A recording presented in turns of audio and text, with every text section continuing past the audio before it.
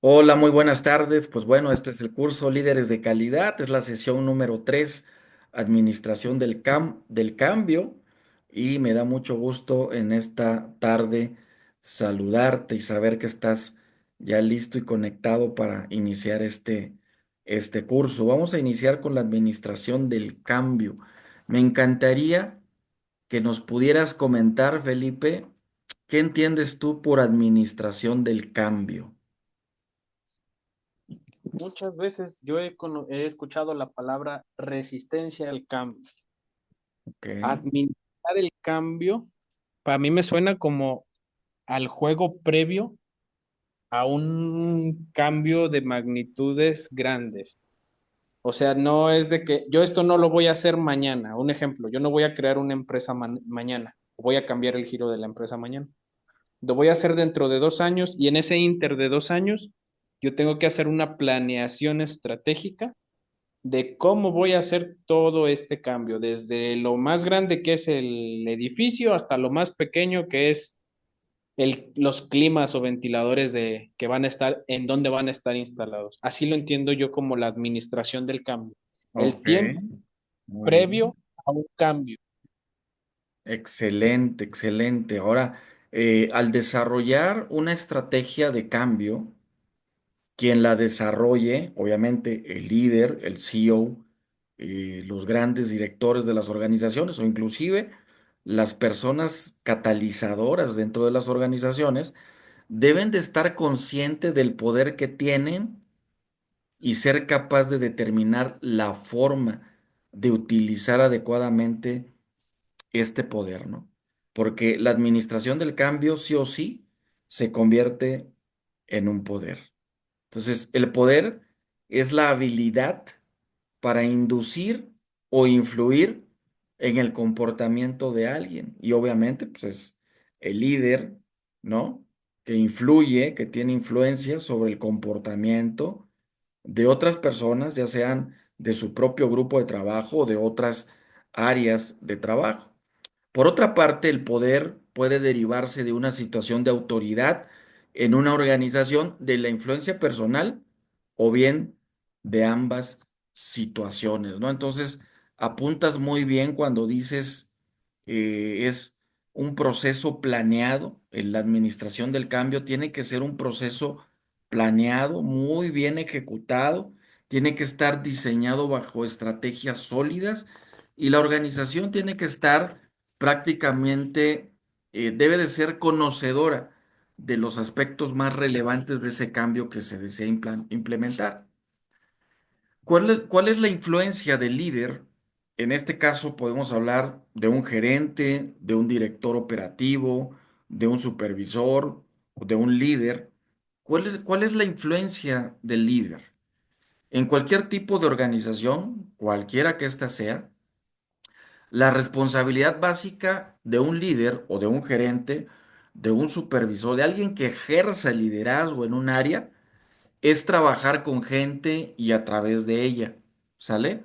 Entonces, el éxito se va a medir siempre por los resultados o productividad del grupo de personas con quien él se relacione y las respuestas inclusive también al intento de liderazgo pueden ser exitosas o no exitosas, ¿sale? Es decir, el intento de liderazgo puede ser exitoso o no exitoso, pero de que se genera una influencia de poder sobre un conjunto de personas. Para este tema, entonces, imagínate tú que tienes un continuo, le llamamos en el tema de administración del cambio, un continuo de liderazgo exitoso o no exitoso, en donde la influencia del líder provoca en otra persona un comportamiento resultante, ¿sale?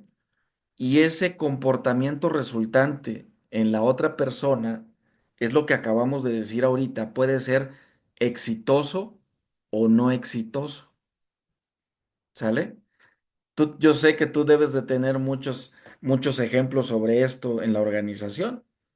Y uno de los ejemplos es en un equipo de fútbol o en un equipo de básquetbol. cuando el líder ejerce una influencia en el grupo, en el equipo, el comportamiento del equipo puede ser exitoso o no exitoso. ¿Qué quiero decir con esto? Que aunque tiene toda la influencia, la manera de administrar esa influencia va a provocar o un éxito o un no éxito, por decir un fracaso. Entonces es bien importante que desde ahí empecemos a comprender que el líder que tiene poder, que tiene influencia, que tiene inclusive una posición en la organización, que tiene el respaldo de la organización, que tiene el, digamos, también el poder tácito, el escrito y el no escrito en la organización, pues a la hora de influir en otras personas o en otra persona para que se realicen ciertos trabajos, pues lo haga de una manera que produzca éxito en las personas, ¿sale?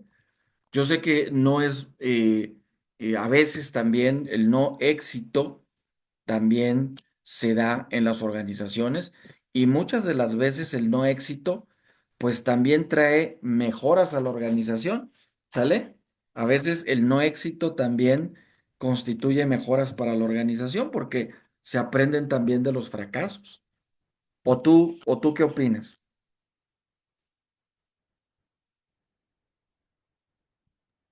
Yo siempre he pensado que el mejor maestro, ya lo dijo bien Guillermo del Toro en alguna conferencia, el mejor maestro es el fracaso. Ajá. Yo, yo he tenido el gusto de tener líderes aptos y no aptos. He tenido el gusto de tener señores líderes que me han enseñado mucho y el mejor consejo que yo le he podido dar a las personas que he tenido el gusto de capacitar, encaminar o enseñar es equivócate, equivócate. El error es es lo único que te va a enseñar cómo hacer las cosas bien. Y me decía precisamente hoy uno de mis auxiliares, me decía, oye, es que no me quiero equivocar. Entonces pregúntale a alguien que ya se equivocó si tú no te quieres equivocar. Mm, claro. Sí, es bien importante. Y en este mismo continuo de liderazgo efectivo y exitoso, desde luego, el líder influencer A, por decirlo así, que influye en un grupo de personas o en una persona, le podemos decir B, A influye sobre B, B obtiene un comportamiento, dijimos, exitoso o no exitoso, pero si es exitoso,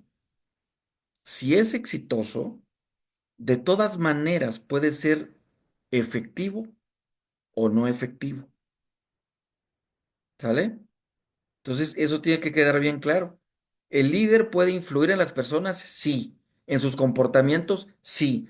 ¿Los puede llevar al éxito? Sí. El éxito puede ser efectivo o no efectivo. Y eso hay que administrarlo muy bien, hay que gestionarlo muy bien, hay que modelarlo muy bien en una estrategia de cambio para mejorar en la organización. Tú sabes mucho de eso porque llevas los temas de la calidad en la organización y seguramente a ti te ha pasado, a ti seguramente te ha ocurrido que de repente influyes en un grupo de personas para llevarlos hacia la calidad y hacia los sistemas de calidad y muchos de los cambios han sido exitosos, pero no efectivos, ¿sí? Y muchos han sido exitosos y efectivos, ¿sale? Ahora, hay por lo menos 4 niveles de cambio en la gente, ¿sale? Vamos a ver el primero de ellos. Un primer nivel de cambio en las personas es el cambio de conocimiento, ¿sale? Ese es un primer nivel de cambio en las personas. Tú los puedes llevar como líder, a un cambio de comportamiento a través del conocimiento. Es decir, lo que tú puedas influir en la mente de tus colaboradores, de las personas que están a tu lado, de, digamos, las personas que están en tu departamento, es que con cada acción, con cada guía, con cada proceso de facilitarles el conocimiento, ellos pueden también ir cambiando su comportamiento. El segundo nivel de cambio, ahorita lo vamos a ver más a detalle, es el cambio de actitudes. Eso es bien importante. Hay mucha gente que a través de la influencia del líder responsable de un proyecto, de un programa o inclusive de la organización y de la empresa, puede influir en un cambio de actitudes. Y eso no es cosa menor. O sea, cambiar la actitud de un grupo de trabajo, de una persona, pues tiene un mérito muy, muy grande. O sea, no cualquiera puede hacer un cambio de actitud en las personas, ¿no? El tercero de ellos tiene que ver con el cambio de comportamiento individual, no en grupo, sino que una persona se sienta tan motivada, tan inspirada, que compre el cambio de comportamiento individual. Y entonces en su comportamiento individual empiece a cambiar algunos hábitos interesantes en sus actividades laborales. Y eso también sucede en las organizaciones cuando una persona pues es puntual, antes no lo era, empieza a cambiar su comportamiento individual. Es participativo, antes no lo era, empieza a cambiar su comportamiento individual. Es colaborador, antes no lo era, es empático, antes no lo era, y empiezan a cambiar ciertos patrones de comportamiento. El cuarto nivel de cambio en la gente tiene que ver con el cambio de comportamiento de grupo, ¿sale? Es decir, eh, mientras más tiempo involucrado, eh, se destine, o sea, mientras más tiempo involucrado exista entre la relación tiempo y dificultad de involucrados en el cambio, pues obviamente entre más tiempo hay un comportamiento de grupo, de cambio grupal. Mientras más dinamismo, mientras más iniciativa, mientras más injerencia se tenga en el tiempo de involucramiento, pues se va a tener, pero desde luego con una alta o baja puede ser dificultad de involucramiento. Si es un bajo nivel de involucramiento, pues vas a tener un comportamiento de grupo muy bajo. Pero si tienes un alto tiempo de involucramiento con el equipo, pues ese nivel de involucramiento, de comportamiento del grupo puede ser alto. Así sucesivamente, digamos que en la parte media puede estar el comportamiento individual, es decir, un nivel medio de involucramiento, pues un tiempo medio de involucramiento, pues te va a dar un comportamiento individual, se centra el comportamiento individual. Los cambios de actitudes o de conocimiento, pues vienen más en el corto plazo, ¿sale? Son más de corto plazo. De hecho, el de más corto plazo de involucramiento y baja dificultad de involucramiento es el conocimiento. Porque tú puedes darle el libro a una persona y con el simple hecho de darle un libro y una tarea, ya estás modificando su conducta y su comportamiento. El cambio de actitud, bueno, pues te llevas un programa de 21 días para cambiar hábitos, pues puedes en ese corto tiempo de 21 días hacer algunos cambios interesantes en el hábito y las actitudes de las personas, ¿no? Pero siempre es bien importante tener en cuenta estos cuatro niveles de cambio en las personas. No sé si ustedes, Felipe, desarrollen algo ahí en la organización que tenga que ver en la formación de las personas con esto que acabamos de platicar. Sí, de hecho lo que hacemos es precisamente un ejercicio cuando una persona entra al que nosotros le llamamos vulgarmente el anexo y Ok. correctamente se le llama desintoxicación. Ya. El ejercicio consiste precisamente en que la persona deje, primero es como una entrevista, así en segundo término de cuéntame cómo era tu antiguo trabajo, cómo eran tus compañeros. Y lo que nosotros hacemos es solo ir anotando todo lo malo que nos diga de la empresa en la que trabajó. Ujú. No lo malo de la empresa como tal, sino lo que a él no le gustaba. Claro. ¿Por qué le llamamos el anexo o la desintoxicación? Porque son vicios que traen de otro lugar. Es Y el correcto. programa, y el programa lo que busca es precisamente que esta persona deje esos vicios. Perfecto, muy, muy buena herramienta. Si llevan un histórico, una medición con esas herramientas, pues se pueden construir mapas de crecimiento en la organización y puedes tener un plan de banca, dado las características de los perfiles, obviamente, ¿verdad? Pero puedes Así es. tener un plan de banca. El cambio de conocimiento perfectamente tiende a ser el más fácil de hacer, pues lo decíamos hace rato, todo lo que hay que hacer es proporcionarle a una persona un libro, un artículo, o bien que alguien con ascendencia, el jefe que lo inspira, le proporcione información significativa. Y con esa información significativa existe una chispa en su cambio de comportamiento, ¿no? El cambio de actitudes es más difícil de realizar, no imposible, ya que se encuentran cargadas emocionalmente en forma positiva o negativa, lo que tú decías hace rato. Lo de la desintoxicación, yo le llamo desmugrarlos, meterles un desmugrante para dejarlos limpios, ¿no? Lo que tú bien dices, desintoxicarlos perfectamente. Entonces, el cambio de actitudes, aunque es un poco más lento, pero sí, el líder influye en las emociones que vienen cargadas de manera positiva o negativa. Y ahí el líder tiene mucho que ver en esa parte y qué bueno que ustedes lo lleven ahí en la organización. Esto es parte de liderar y administrar el cambio en una organización. Entonces, eso a la larga, con un buen programa de seguimiento, de monitoreo de las personas, pues te puede dar ese mapa de crecimiento que finalmente tú puedas, eh, te pueda ahorrar, inclusive te puede ahorrar tiempo, dinero y mucho esfuerzo.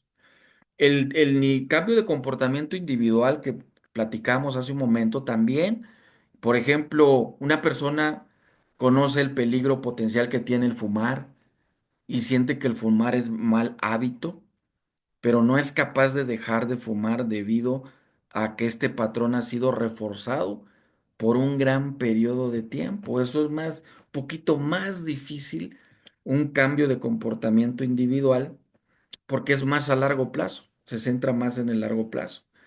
Pero no es imposible.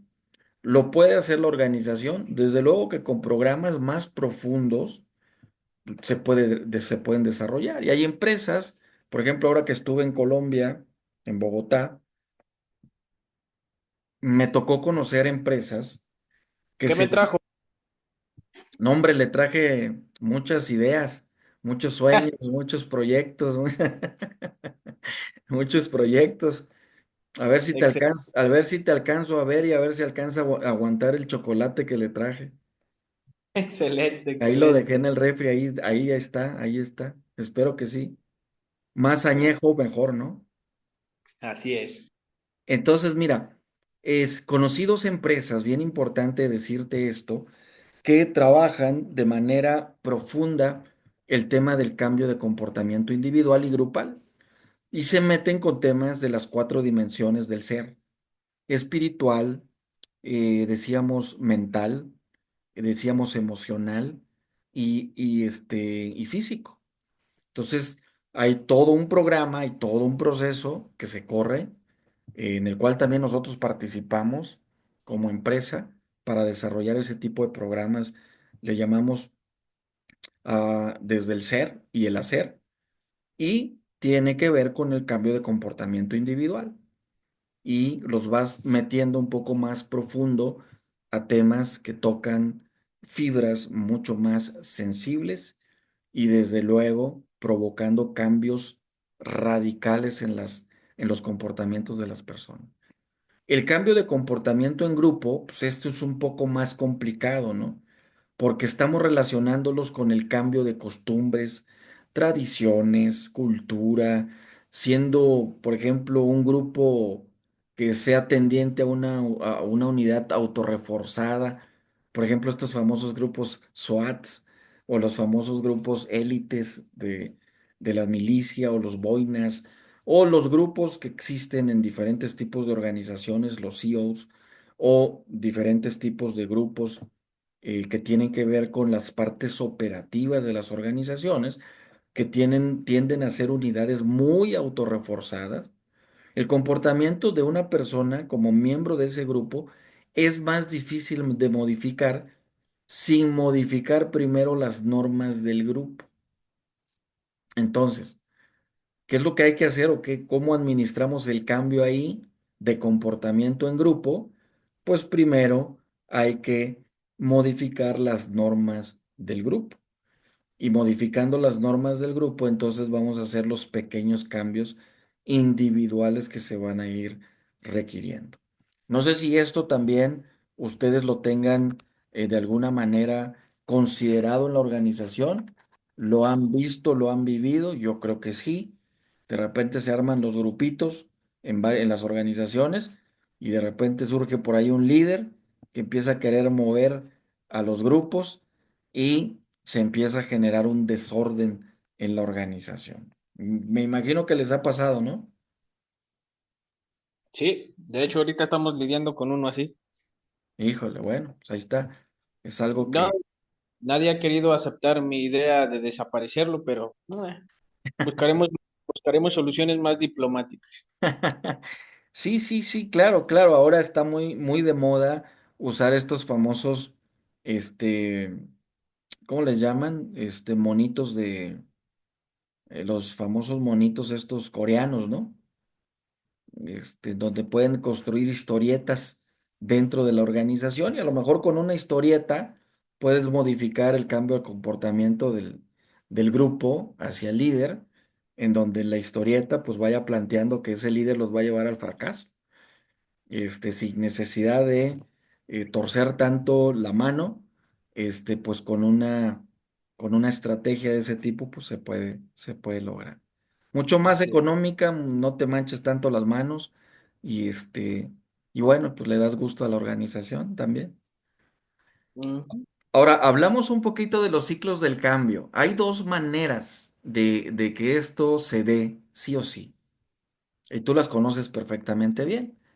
Los ciclos del cambio son o son participativos o son coercitivos, ¿sale?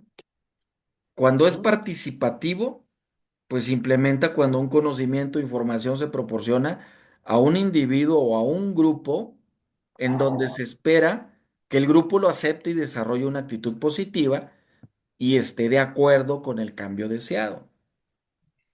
Cuando se hacen reingenierías de procesos, cuando se implementan nuevos valores en la organización o se modifican algunos principios de la organización, es bien común hacer este tipo de cambios participativos porque el grupo lo va adoptando, lo va sintiendo como, híjole, bueno, me están tomando en cuenta, soy parte de, estoy participando en el cambio, por lo tanto, pues lo que venga, lo adopto porque yo participé en el cambio, ¿no? Me tomaron en cuenta para participar. Pero el otro ciclo del cambio, el coercitivo, humanamente usado con mucha más regularidad en las organizaciones, pues tiene que ver con la implementación para imponer un cambio al grupo, ¿no? Esto tiende a afectar la interacción del grupo, del equipo, es decir, la influencia del sistema en el nivel individual. Entonces, porque no estás tomando en cuenta eh, a las personas ni al grupo, sino que está siendo muy radical a la hora de proporcionar los cambios, de accionar o de administrar los cambios. Ahora, ¿cuándo se justifica un ciclo de cambio participativo y cuándo se justifica un ciclo de cambio coercitivo? ¿Tú puedes identificar el tema, Felipe? Sí, participativo es más que nada cuando, por ejemplo, hacemos un Kaizen. que es propuesto por alguien, se le lleva el seguimiento, es acompañado todo el proceso a realizar y esta persona recibe el mérito sobre el cambio que se está realizando y la aprobación y el reconocimiento también de su equipo o compañeros de trabajo. Excelente, es eso, el participativo, ese ciclo de cambio. Esos son los tipos de ciclos de cambio que se tienen estratégicamente que estudiar en otras áreas de la organización, ¿no? De Así es, repente es bien común en algunas otras áreas es muy coercitivo, o sea, viene de arriba y ni le muevas porque la decisión se tomó arriba, ¿no? así Eh, es. y se acata la decisión siempre y cuando no se agredan principios de la propia organización y los no negociables de la organización.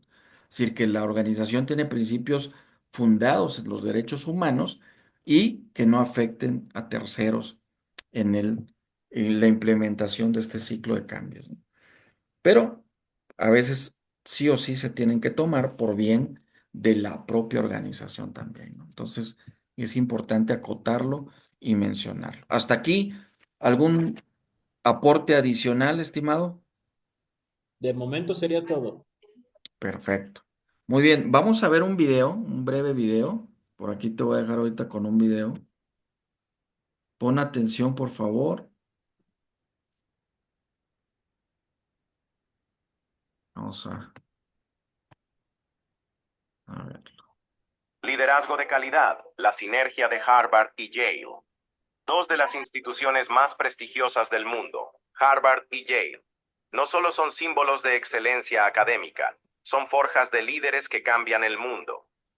Pero, ¿qué hace que un líder de Harvard o Yale sea realmente diferente? La sinergia. La sinergia es más que un simple trabajo en equipo. Es la fusión del talento, la disciplina y la estrategia para transformar ideas en impacto. Los grandes líderes entienden que el éxito no es individual.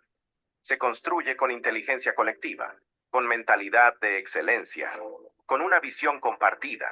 ¿Estás listo para liderar con calidad, visión y sinergia? Es momento de elevarnos juntos. Ok, Felipe, ¿qué piensa al respecto? Desde luego son dos escuelas muy famosas en Estados Unidos, ¿verdad? Pero los principios de sinergia que vienen de años, muchos años atrás, son aplicados en la empresa hoy en día. ¿Qué piensas tú de la sinergia? ¿Qué entiendes por sinergia? Me gusta la idea de la sinergia porque es algo que sucede, pero yo siento que no es el inicio del motor, Mm. porque sucede, produce ya con una fuerza. Yo soy más del efecto mariposa. Un pequeño cambio incentiva a la sinergia. Ahorita pusimos el ejemplo de un Kaizen, una persona que participa con un Kaizen y es reconocida. Esto me tocó vivirlo a mí personalmente. Cuando se aplica el tema del Kaizen y se habla de un reconocimiento, un premio o algo, la gente es escéptica y no participa. Pero nunca falta el valiente, mi efecto mariposa, que es el primero en participar, el primero en ser reconocido, el primero en llevarse este mérito, y él es el que provoca la sinergia. Porque cuando ya lo ven a él, cuando ya es cuando esta sinergia ya tiene un inicio, ya sucede en automático, ya la siguiente vez ya son más. Y esos más impulsan a más y más y más y más y más.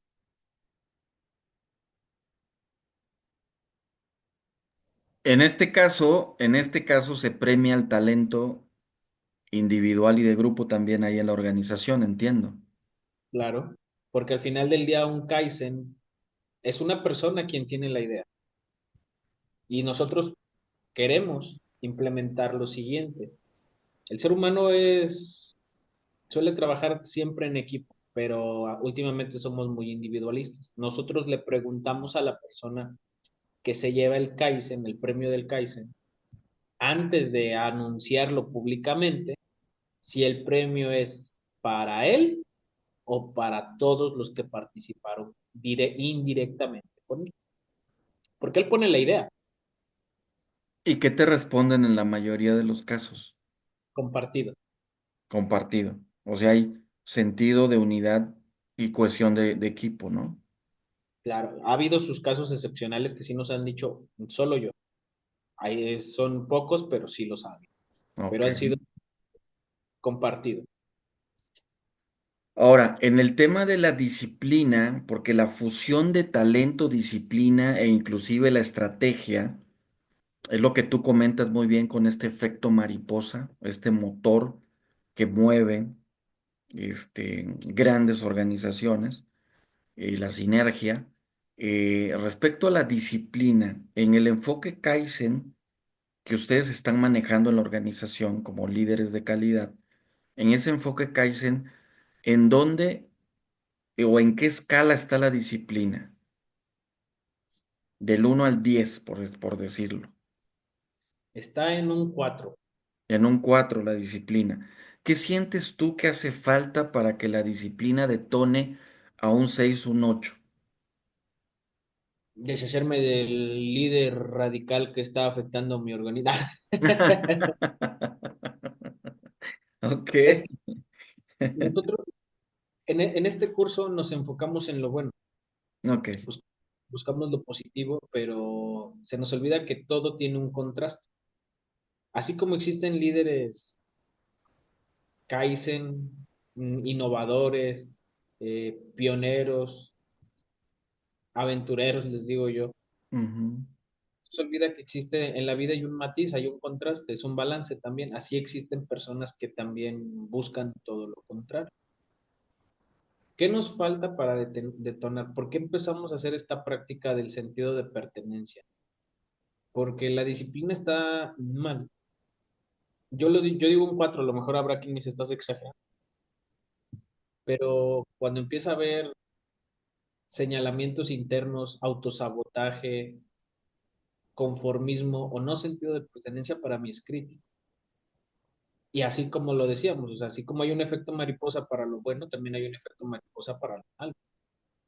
Un comentario, una retroalimentación mal encaminada o inclusive una serie de eventos desafortunados, así les llamo yo, pueden crear también un efecto mariposa negativo. Desde luego. Y entonces entra la famosa indisciplina y la indisciplina genera un caos que finalmente son costos para la organización, ¿no? Así es. Eh, el tema de la estrategia, ¿en dónde la pondrías? De un 0 a 10, ¿en dónde la sitúas? La sitúo actualmente en un 7 porque Eh, faltan dos ramas muy fuertes de la compañía que apliquen la sinergia que otras dos ramas están llevando. La empresa en la que trabajo actualmente, yo la divido en tres ramas. Es el tronco principal, ajá, es como si fuéramos de un organigrama, ya. pero para arriba. El tronco principal, pues es la dirección, el CEO, el proceso estratégico. Las ramas las ramas principales son estos brazos grandes que para mí son recursos, contabilidad, operaciones, etcétera, etcétera, calidad. Y de ahí pues vienen todas las demás ramas. ¿Por qué lo menciono que dos ramas están muy débiles? Porque dos ramas son las que tienen el problema de esta contaminación. Ujú. Claro. Y son dos ramas las que están jalando y dos ramas son las que están decayendo. ¿Y tu departamento puede influir en ese proceso de decadencia o no puede influir? Influye directamente porque yo soy del tronco principal. Ok, perfecto. O sea, lo Entonces, tienes bien claro, lo tienes claro. Ahora, las palabras que te voy a decir, ujú, eh, voy a pedirte que las medites y que las reflexiones en torno a tu proceso, al proceso Kaizen que implementan ahí en la organización. Es decir, aprender, aplicar y celebrar. Aprender, aplicar y celebrar. Son palabras que se tocan constantemente en la organización. Recientemente sí. Ok, Entiendo perfectamente que el tema que tengo con mi revolucionario está siendo atacado ahora, pero se pudo haber atacado hace mucho tiempo. Porque vimos el efecto mariposa en su momento, el negativo, pero lo ignoramos. ok. En el tema de aprender, seguramente coincidirás conmigo, el aprender, el pasado es donde aprendiste la lección. Está claro, ¿no? ¿Sí? El pasado reciente puede ser hoy mismo, hace 2 horas, que aprendiste la lección, ese es el aprender, ¿no? Se aprende. Cada día se aprende, cada día se aprende. Es la idea que quiero dejar para cerrar este tema, que cada día se aprende. Y después de aprender cada día, pues viene el aplicar cada día, ¿no? O sea, yo aprendo y aplico, o aprendo y me espero para aplicar. En el caso de ustedes, ¿aprenden y aplican? Aprendemos, nos equivocamos, volvemos a aplicar y documentamos. Ok. Algo que ya pues, este primer trimestre del año es que si no documentamos o digitalizamos los eventos que nos pasan, tendemos a repetirlos. Desde luego, porque el presente es donde se aplica lo aprendido. Así es. Entonces, es importantísimo bueno, lo tengas también muy controlado, porque es una gestión de cambio, es una administración del cambio. Y el último de los temas, de la última palabra que por ahí te comenté, Ujú. celebrar, el futuro es donde recibes las consecuencias, ¿no? Así es. Entonces, celebrar, pudiéramos decir, está en donde pones tu atención la mayor parte del tiempo. Es decir, ¿qué quiero celebrar mañana?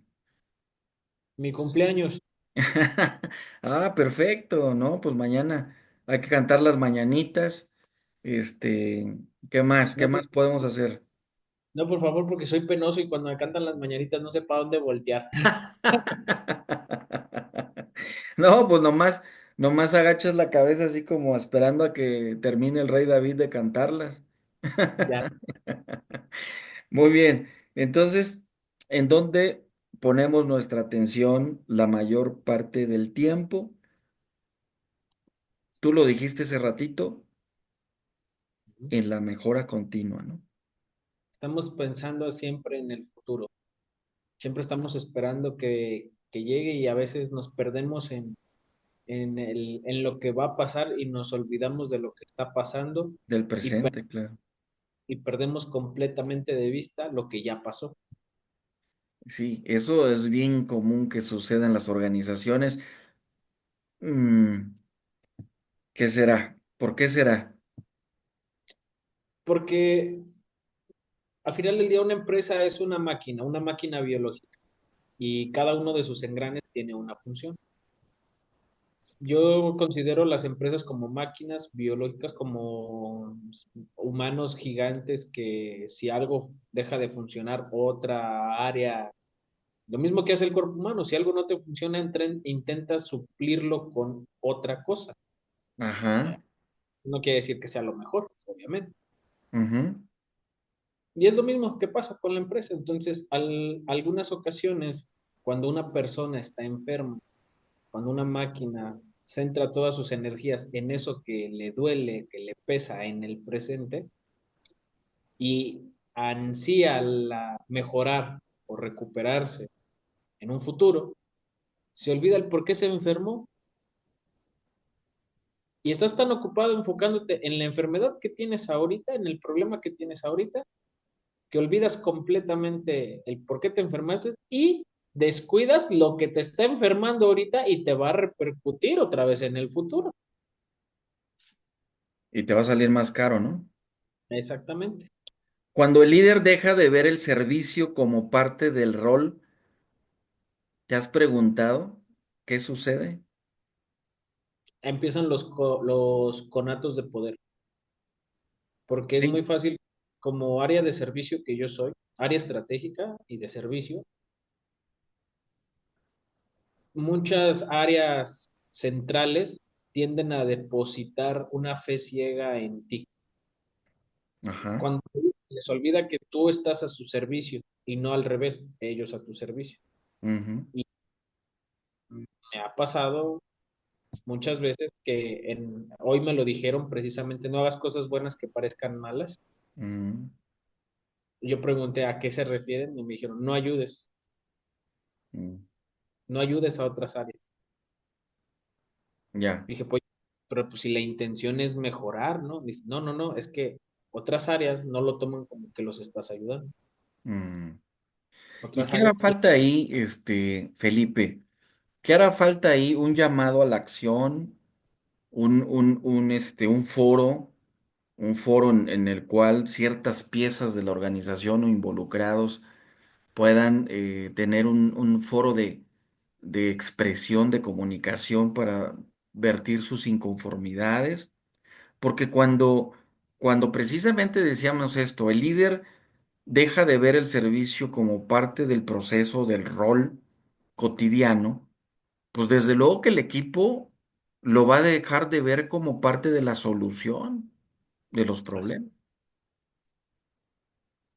Entonces, se como que habla, se empieza a minar la confianza, ¿no?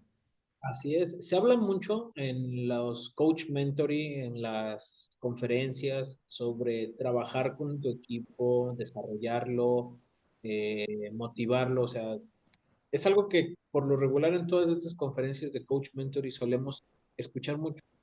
Sí, es correcto. Y se aplica, y créanmelo, o sea, yo lo digo porque yo tengo un equipo a mi cargo de personas profesionales, preparadas, capacitadas, pero se aplica. El problema es que nadie habla del soltar. Claro. Yo, yo el día de hoy, digo, porque tuvimos esta reunión en la que a mí me señalaron mis debilidades y fortalezas, resulta que soy un muy buen líder, pero soy un pésimo ser humano. Eh, y lo digo tal cual, o sea, se lo dije a la gerente de recursos humanos, yo siento, y yo estoy hablando desde mi trinchera, siento que cada minuto que tú le estás invirtiendo a X recurso, ya es un minuto perdido, Ajá. porque al final no es algo que estés haciendo nuevo, es algo que ya hiciste una vez, dos veces, tres veces, cuatro veces, ya motivaste, incentivaste, incrementaste, puliste, capacitaste. No, es una falta de competencia. Y digo, y aquí, y yo se lo dije a esta persona, le dije, aquí es el suéltalo, suéltalo, te está haciendo daño, ya suéltalo.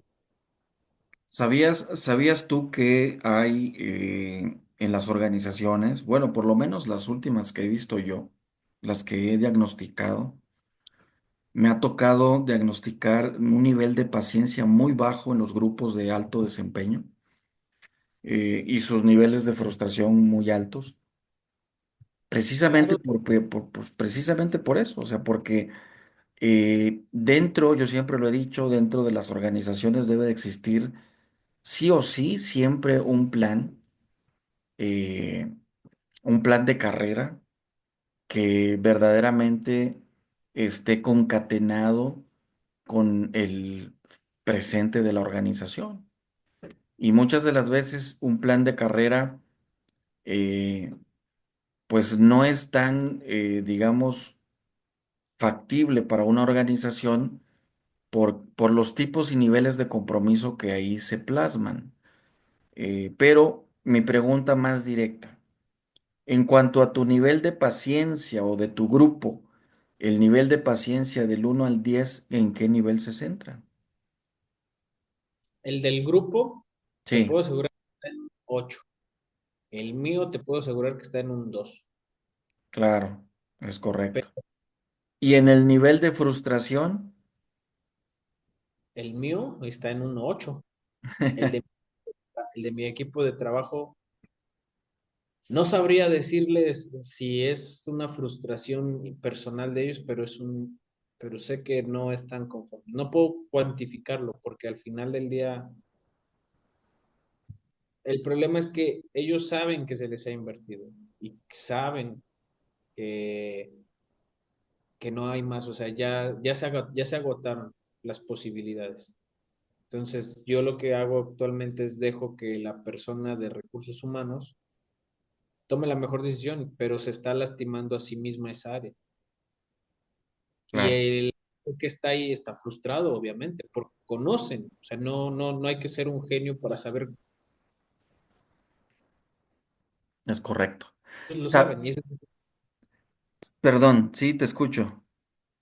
esa es su frustración, porque el error se va a corregir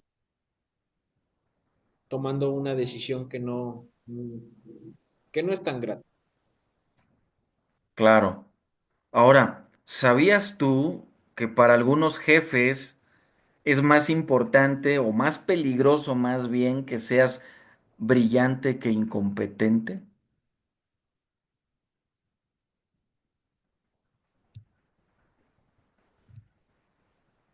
¿Sí lo sabías? Se le cortó maestro. Ah, te vuelvo a preguntar. ¿Ahora sí me escuchas? Sí, Bien. ¿Sabías que para algunos de los jefes o líderes de la alta dirección es más peligroso que seas brillante que incompetente? me queda perfectamente claro. Justamente hoy estábamos pensando en eso. Ok, ok. Sí, me dio mucha risa porque salió precisamente de mi jefa. Fue algo muy chistoso. ¿Recuerda cómo nos reímos en la vez que hablábamos de los cursos que íbamos a tomar y los que no íbamos a tomar? Sí, claro, claro, desde luego. Bueno, hoy me dijeron por qué no tomé ese curso. Sí, ya me imagino, ¿no? Por lo que estamos diciendo, ¿no? Exactamente. Entonces, sí, es cierto. O sea, inclusive yo lo admito, lo estoy también sintiendo. Ok, Porque me acostumbré a ser todólogo en Macotela y llegó una persona que me ha aligerado muchísimo la carga. Lo estoy trabajando, obviamente, ah, qué bueno, pero sí lo identifiqué porque llegó un punto en el que sentí raro en que ya no era yo el centro de atención.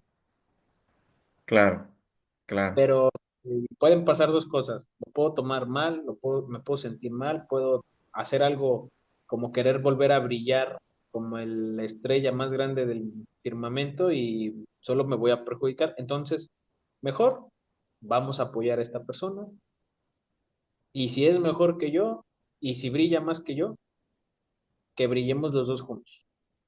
claro. Bueno, en muchas organizaciones el talento y la innovación son verbalmente valorados. Ojo, Mm.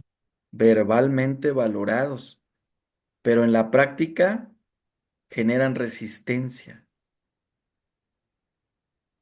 ¿Sí te has dado cuenta? Sí, sí, Bueno, porque se debe a jefes inseguros, ¿no? Se debe a la inseguridad de los jefes o con mentalidad fijada, como ven inclusive a los profesionales brillantes con una amenaza, como con una amenaza latente, ¿no? En lugar de una oportunidad para crecer, ¿no? así es, Bueno, justamente eso nos lleva a un entorno, por lo menos de tres grandes, tres grandes temas o digamos tres grandes problemas. No sé si suceda esto en la organización donde tú estás, pero en muchas los hemos detectado. La primera de ellas tiene que ver con que el progreso se sacrifica en el altar del ego, ¿no? así es, La mediocridad se premia por ser manejable exactamente, y las ideas disruptivas son más bien silenciadas para mantener un status quo, ¿no? El resultado que tenemos con esto es, obvio, equipos estancados, frustrados, empleados desmotivados que terminan llevando inclusive su talento a otra parte, ¿no? así es, Entonces, en la administración del cambio, tú estás comprendiendo el día de hoy que todos estos temas, sí o sí, son temas que un líder tiene que adoptar como habilidad y como permanente habilidad, más allá de la intuición, también ser muy estratégico, ¿no? Como lo decía el video que vimos de Harvard y Yale, ¿no? No por ser una de las mejores universidades norteamericanas, centradas en provocar líderes con equipos de sinergia, de grandes sinergias, en donde la sinergia se centra en el talento, en donde la sinergia se centra en la estrategia, pero también hay un gran componente ahí en la parte de la disciplina, ¿no? Que pareciera que la disciplina son temas del pasado, porque lo asociamos siempre a los temas militares, pero creo que la disciplina es el gran jefe muchas de las veces, invisible, ¿no? ¿Cómo dice esa hermosa frase que me encanta? Tarde que temprano, la disciplina vencerá al talento natural. Es correcto, es correcto. Ahora, entonces, ¿sabes cómo detectar a un líder inseguro? Porque es parte de la administración del cambio, Sí, ¿no? Primero, odian que hagas preguntas, y no porque ellos, saben porque ellos no tienen las respuestas. exacto. Celebran la obediencia ciega. Su equipo es un culto, no un pool de talentos, ¿no? Se sienten atacados constantemente cuando innovas, cuando creas algo nuevo, porque su ego inclusive va a estar siempre muy frágil, ¿sale? Y es más frágil su ego que un iPhone sin funda, ¿no? No, pues está peligroso. ¿Esto te suena conocido? Sí, Bueno, la buena noticia es que sí existe una gran oportunidad de mejorar en todo esto. Un liderazgo que potencia no teme. Eso lo tienes que anotar ahí en tu libreta. Un liderazgo que potencia no teme, ¿sale? O que potencia, pues, no teme. El verdadero liderazgo, entonces, un líder de calidad, no teme el brillo de otros, lo expande y, obviamente, como líder, fíjate lo que se puede hacer como líder, algunas cosas interesantes que se pueden hacer para gestionar y administrar ese cambio del que estamos hablando. Fomentar el crecimiento del equipo, fomentar el crecimiento del equipo a toda costa, número uno. Número dos, puede ser ver el talento como una oportunidad, no como una amenaza, sino como una oportunidad. Número tres, construir confianza en lugar de competencia, ¿no? O de generar competencia, sino construir la confianza. Eh, y bueno, rodearse de personas más capaces en distintas áreas. Creo que los grandes influyentes, los grandes líderes, los grandes empresarios han coincidido tremendamente con esto. O sea, no es porque exista una máxima, sino porque es una realidad y porque esto sucede y pasa y ha pasado a muchas personas, como lo decíamos hace rato comenzando el curso, si ya pasaron por ahí, pues yo aprendo del fracaso porque ellos ya pasaron por ahí, ¿no? Y ahora tengo que centrarme en las oportunidades. Entonces, el talento obviamente no es un peligro, no es peligroso. Lo peligroso es rodearte de gente que no lo expresa, ¿no? El mundo va a estar siempre lleno de jefes que contratan a gente más pequeña que ellos, pero los verdaderos líderes buscan a los que los superan. No sé si estés de acuerdo con esto. así es. Una Entonces, política que yo implemento es que el conocimiento no se lo debe de quedar nadie. El conocimiento que almacenamos y no compartimos es conocimiento muerto. Ajá, es correcto, es correcto. Y bueno, finalmente tenemos que trabajar mucho en eso, ¿no? Muy bien.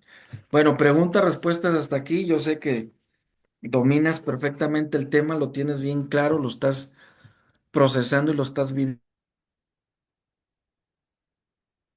Todo bien.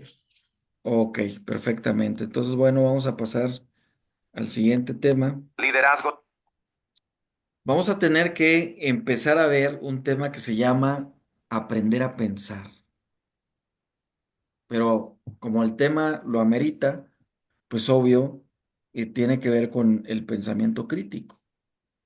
El pensamiento crítico es una habilidad que se puede cultivar mediante la práctica y la reflexión. No hay de otra. La práctica y la reflexión. Y a veces lo que sucede en las organizaciones es que no tenemos el tiempo de la pausa o del silencio en las organizaciones. No nos enseñan a ser racionales, a buscar soluciones, a tener pensamientos analíticos, a hacer feedback constantemente, a tener mentoreo cruzado, casi no sucede. Es más, yo poseo la verdad, yo la transmito y tú escuchas y tú callas, pero no hay un mentoreo cruzado. Y eso va minando el aprender a pensar de manera crítica en las organizaciones. Y desde luego que eso trae consecuencias económicas frustrantes para las propias organizaciones, porque se desafía la creencia errónea de que debe ser rápido para ser efectivo y promoviendo la duda como un motor esencial para la curiosidad y el análisis profundo, ¿no? Es decir, mientras más rápido me des la respuesta, ya, o sea, no profundices, no reflexiones tanto y a veces es necesario hacer una pausa. Un ejemplo bien sencillo que yo pongo en este curso: tómate mañana, Felipe, dentro de tu hora laboral, a ver si lo puedes hacer, me lo platicarás en la siguiente clase. Ujú. Tómate mañana una hora de tu tiempo laboral para no hacer absolutamente nada, solo para estar reflexionando y meditando sobre un tema en particular que tú desees meditar, pero en silencio, en silencio. Una hora, nada más, no más, de tu horario laboral, en donde puedas poner digamos, en la puerta de tu oficina, no un no molestar, como ponen los hoteles, pero en este momento tenemos un momento de reflexión y de silencio, una hora de reflexión y de silencio, por lo que a tales horas reactivamos la actividad cotidiana. Yo te invito a que lo hagas. ¿Cómo ves? Va que va. De veras, que te va a dar una pauta interesante para el tema del pensamiento crítico. Ahora, hay un enfoque muy estructurado para lograr tener este pensamiento crítico, que tiene que ver con un método que permite un análisis equilibrado de situaciones, ¿no? Equilibrado digo porque promueve la consideración de ventajas, desventajas en aspectos intrigantes, lo que enriquece la toma de decisiones informadas. Es decir, yo tengo que estar pensando en el peligro, ¿no? En el peligro, o sea, latente. Pensamiento crítico, yo sé que tú dominas muchas áreas del conocimiento. Si tú te acuerdas o te acordarás de las grandes batallas o de las grandes guerras que han pasado los países, pues seguramente eh, llegas a la misma conclusión que un servidor, que las decisiones mejor tomadas son las decisiones que están informadas. Logísticamente en aquel tiempo y en este otro tiempo, las batallas se ganan mucho antes de ir al campo o de disparar, como lo decía el Sun Tzu o como lo decían otros libros, ¿no? Eh, Antes de disparar una bala, ¿no? Las batallas, muchas de ellas se ganan en el pensamiento, por eso pensamiento crítico. Entonces las batallas las vas ganando en el pensamiento. en tus modelos mentales, ¿sale? Tú creas modelos mentales en tu propia mente y esos modelos mentales ayudan a co-crear o a crear un pensamiento nuevo basado en la profundidad del análisis que tú pudiste haber hecho, pero lo tienes que proyectar de esa manera, ¿no? La exploración de alternativas, fomentar la búsqueda de múltiples opciones antes de decidir, va a ayudar siempre a superar creencias limitantes, ¿no? Estimula la creatividad y siempre va a permitir anticipar consecuencias a largo plazo en la toma de decisiones. Y obviamente las prácticas reflexivas diarias, como la que te invité hace un momento, de establecer hábitos como la reflexión, el registro de ideas, el diálogo significativo con otros, contribuyen también a desarrollar una mentalidad crítica y a mejorar la calidad del pensamiento. Porque no podemos nosotros decir que estamos al 100 si no practicamos este ejercicio en comunidad, porque estamos hechos para funcionar en comunidad, no de manera aislada. Aunque, contrario a ello, el silencio y la pausa sea personal y aislada, ¿sale? El hecho de que la pausa o el silencio sea una práctica aislada no significa que tus pensamientos no tengan principios de comunidad, de unidad, de conjunto, de equipo, de integración, de cohesión, ¿sale? Por eso es tan importante hacer este tipo de prácticas. Ahora, ¿qué tan importante es que nuestro pensamiento tenga un impacto de rapidez y o una aceptación sin cuestionamientos, ¿no? Esto es muy común, lo platicábamos ese ratito, tú y yo, y el impacto de la rapidez, ¿no? La creencia de que el pensamiento debe ser rápido, porque puede llevar a decisiones superficiales, eso es peligroso, y este enfoque limita la capacidad de análisis profundo y la consideración de múltiples perspectivas, lo que es esencial para un pensamiento crítico, efectivo y para la resolución de problemas complejos. Entonces, se confunde muchas de las veces la rapidez con este enfoque de profundidad, ¿no? O sea, a veces los jefes quieren soluciones prontas y rápidas. Eso no significa que mi pensamiento debe ser rápido. Tiene que ser analítico, tiene que ser pensado, tiene que ser estratégico. Tienes que considerar alternativas.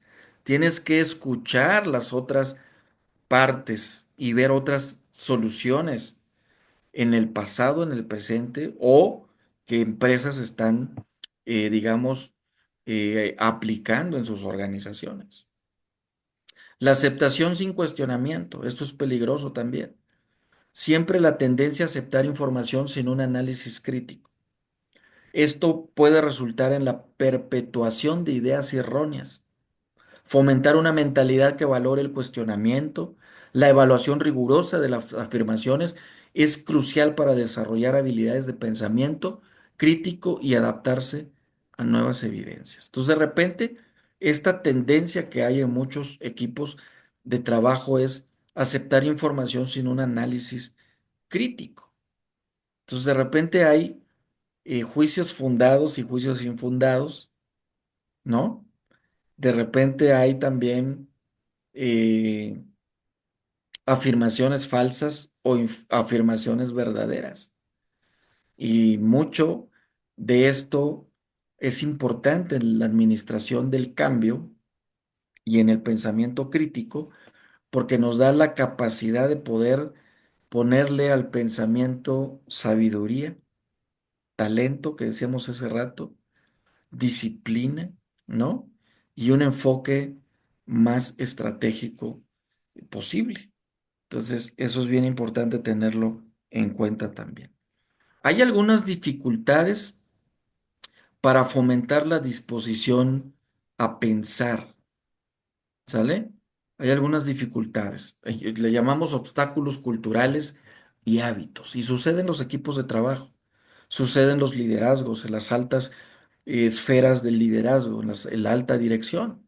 La existencia de creencias culturales que van a desvalorizar el pensamiento crítico, junto con hábitos de aceptación pasiva de información, limitan siempre la capacidad de las personas para reflexionar profundamente y cuestionar ideas preconcebidas.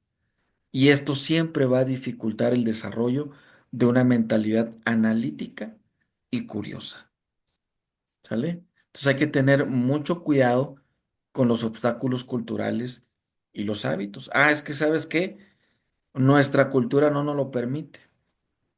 Nuestro clima no nos lo permite. Nuestro ambiente no nos lo permite. Los hábitos de la organización no están preparados para eso.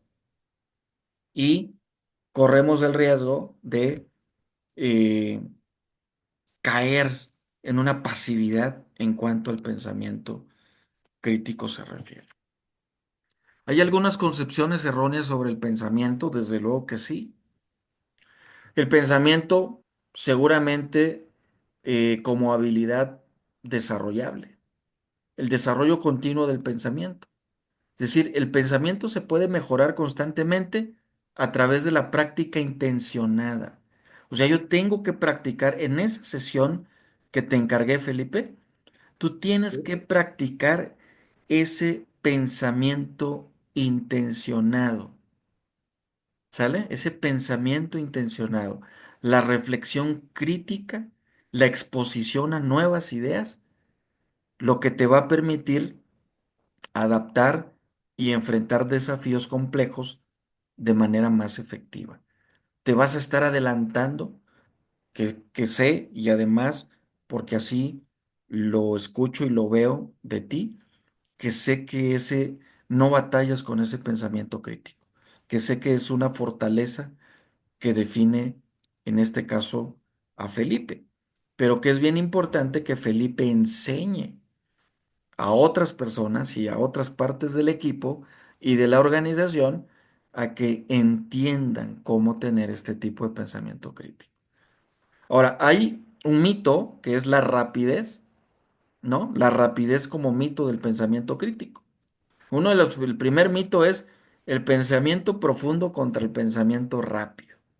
La creencia de que la rapidez indica un pensamiento efectivo puede llevar a decisiones superficiales, decíamos, limitando la capacidad del análisis, reflexión crítica, que es muy necesaria para abordar problemas complejos de manera adecuada. El impacto en la creatividad, desde luego que sí, priorizar la rapidez puede inhibir la exploración de ideas innovadoras y creativas, ya que el pensamiento profundo requiere tiempo para desarrollar y evaluar alternativas, lo que es esencial para la creatividad y solución de problemas. Y los efectos del estrés cognitivo, ¿no? Los otros de los mitos. La presión por pensar rápidamente puede generar ansiedad y estrés, afectando negativamente la claridad mental, la claridad o la calidad del razonamiento, lo que resalta la importancia de un enfoque reflexivo en el proceso de pensamiento. O sea, el líder sí o sí tiene que ejercer un pensamiento crítico.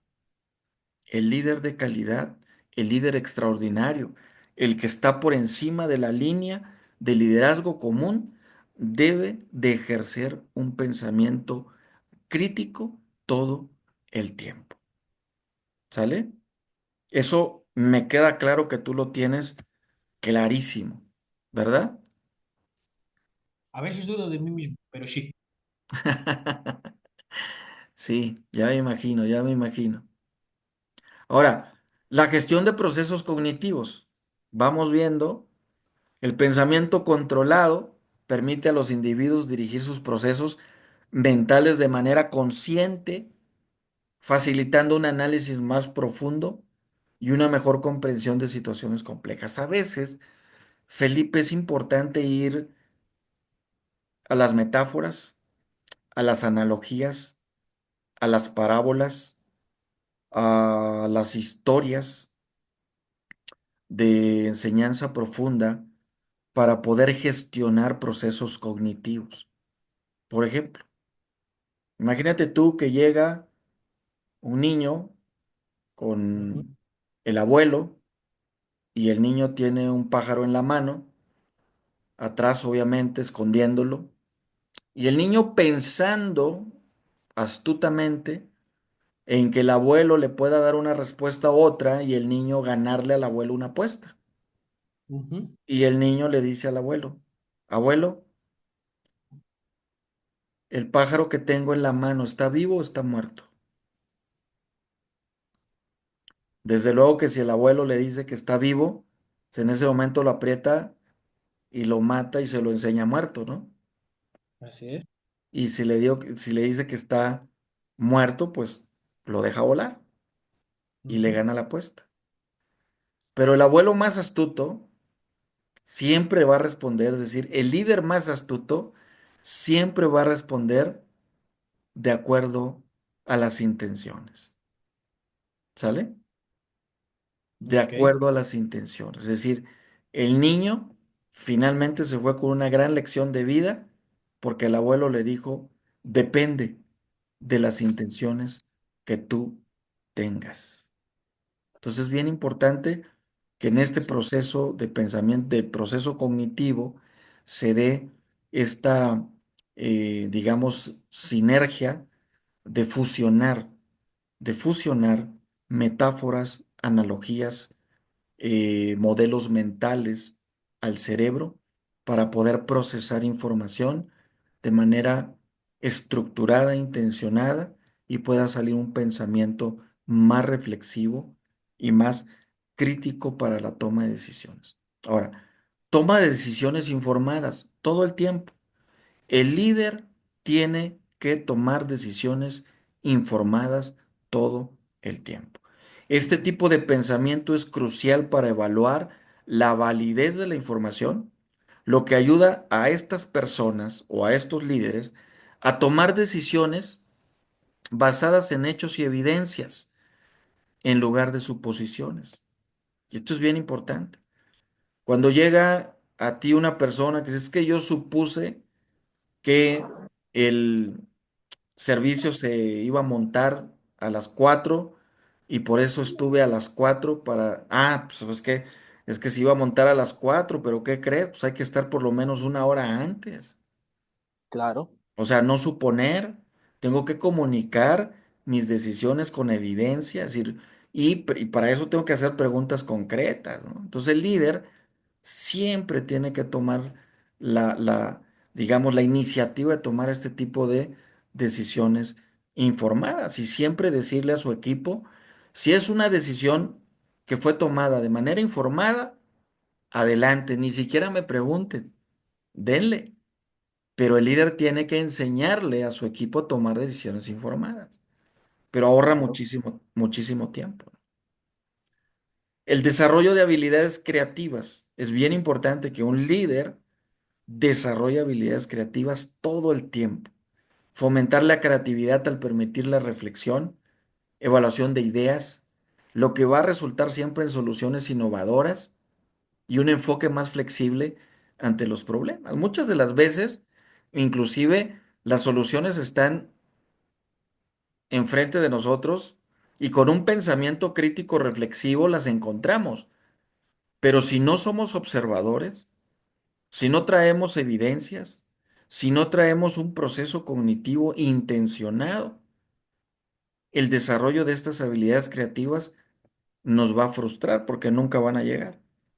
Entonces, si un día alguien en el trabajo, oye, queremos ser menos, eh, o sea, necesitamos tener menos desperdicio en la organización, por ejemplo, y vemos que en los botes de basura, que son grandes además, existen kilos de papeles echados a la basura, echados a perder, que implican costos a la organización, que implican tiempos, retareas, retrabajos, fusión de información o fuga de información, etcétera, pues a veces la solución está bien, bien corta, bien sencilla, pero no la alcanzamos a ver porque no ejercemos habilidades creativas, ¿no?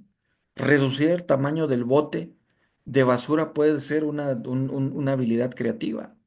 Si yo reduzco el tamaño de los botes en vez de tirar todos los días 2, 3 kilogramos o 5 kilogramos, pues voy a tirar uno.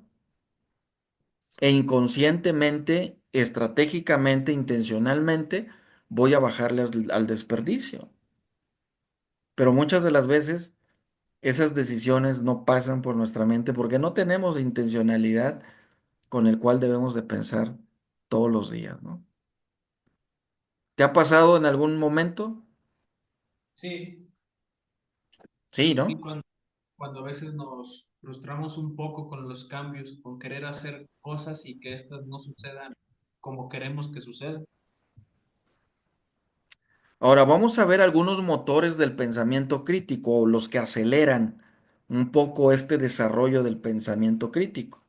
El catalizador del análisis crítico, sí o sí, es la duda, porque la duda fomenta un análisis más profundo al cuestionar suposiciones y creencias, y siempre va a permitir a los individuos explorar diferentes perspectivas y llegar a conclusiones más fundamentadas. Entonces, seguramente te van a llegar con un formato firmado, llenado, firmen el licenciado, ya está todo planchado, ya no hay nada que hacer, ya está listo, ya nada más es cuestión de que usted lo firme. Si el líder no hace la función de catalizador del análisis crítico y no provoca en su gente que sean precisamente modelos de cambio en la organización respecto al pensamiento crítico, pues vamos a estar tomando decisiones o resolviendo problemas muy mal fundamentadas o nos van a agarrar muy mal parados. ¿Sale? ¿Es importante el impulso para la indagación? Desde luego que sí. El aceptar la duda, cuando nosotros aceptamos la duda, es decir, escuchar la otra parte, a ver, tú ya me dijiste la parte A, necesito escuchar la parte B y si hay una parte C, también la quisiera escuchar. Al aceptar la duda, se abre la puerta a la curiosidad y la investigación, lo que lleva a un mayor entendimiento y descubrimiento en diversas áreas del conocimiento. Y eso es sumamente importante, impulsar la indagación. ¿Sale? ¿Te acuerdas de la mayéutica, no? La mayéutica, una serie de preguntas ¿Cómo, perdón? diseñadas, diseñadas para crear conocimiento. Entonces, de repente, a veces funcionan los 5 porqués, a veces no, a veces hay que meter preguntas más profundas. ¿Cuál es la razón por la cual es necesario firmar este formato? ¿En qué momento se debe de firmar el formato? ¿Existen ya los consensos para firmar esta información, para tener procesada la información? O sea, hay muchas cosas que un líder tiene que anteponer antes de poder tomar una decisión. Y el desarrollo de habilidades argumentativas, Felipe, que me queda claro que tú lo has desarrollado también por iniciativa propia, pues es la duda, porque la duda promueve la formulación de preguntas y el escepticismo constructivo, esenciales para desarrollar argumentos sólidos y detectar falacias en el razonamiento. Yo siempre, perdón, le digo a las personas, no me cuenten historias, vayan al dato concreto y duro.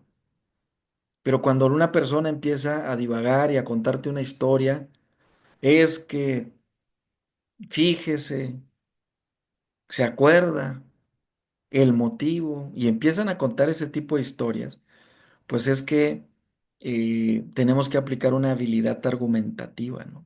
Argumentos sólidos, mejorando la calidad del pensamiento en nuestros propios grupos de trabajo. Y esto es un grupo, esto es un trabajo en conjunto y en equipo.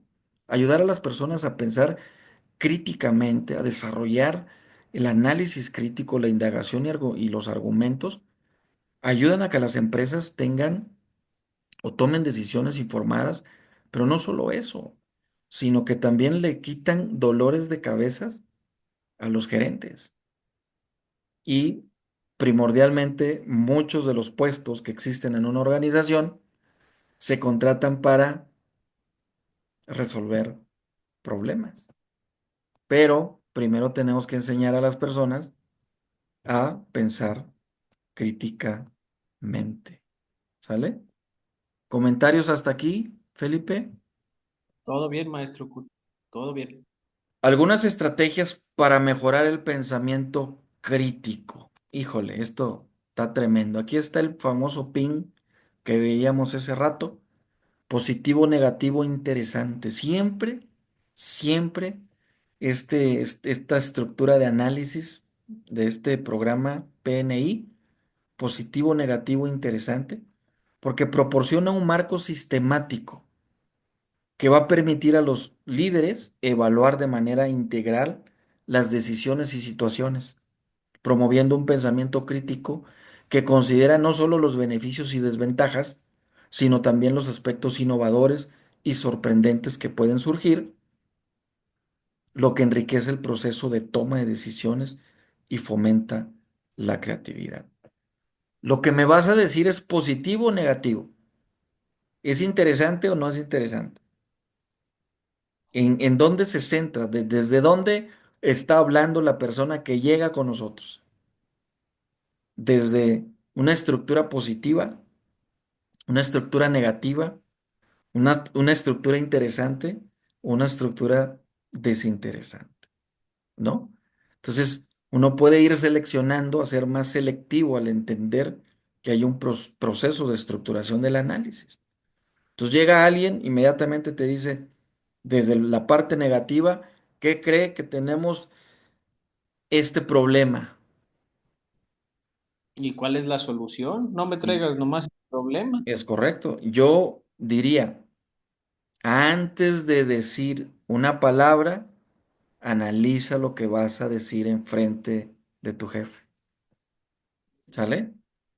Antes de soltar una propuesta, analiza lo que vas a decir delante de tus colaboradores. Entonces, esto es bien importante. A veces lo pasamos por alto, pero en vez de llegar de manera negativa, puedo llegar de manera positiva. ¿Qué cree? Resolvimos este tema, no vuelve a pasar, pero es algo que nos pudo meter en aprietos. De nuestro lado está resuelto. Creo que hay que tomar estas siguientes medidas. Mire, A, B y C. Perfecto, dale. Qué diferente a llegar a aventarle un problema al jefe, ¿no? ¿Cómo lo ves tú, Felipe? Yo daría lo que fuera porque mis auxiliares llegaran con la solución o por lo menos con algún intento de solución de un problema. Bueno, seguramente te falta también llevarles por ahí un cumplido, ¿no?